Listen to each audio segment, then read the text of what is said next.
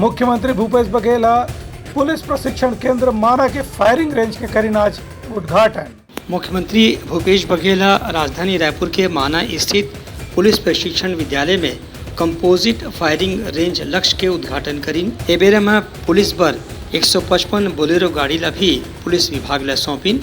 मुख्यमंत्री कहिन कि पुलिस के आधुनिकीकरण और बेहतर प्रशिक्षण बर राज्य सरकार ह लगातार प्रयास करत है। काबर की छत्तीसगढ़ ह नक्सल प्रभावित राज्य रहे है, एखर सेती यहाँ पुलिस और सुरक्षा बल बर विशेष इंतजाम करना जरूरी होथे। मुख्यमंत्री कहिन कि आजकल ऑनलाइन अपराध जैसे बढ़त है, ओला देखत पुलिस ला साइबर प्रशिक्षण के बर भी अतिरिक्त प्रयास करेगे है।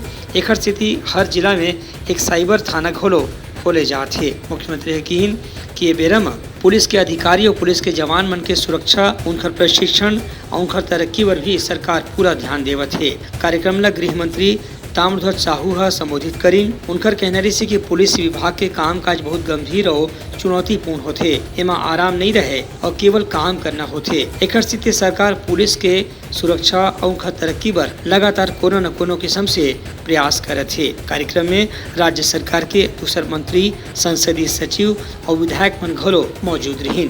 ब्यूरो रिपोर्ट, उतलंगा न्यूज।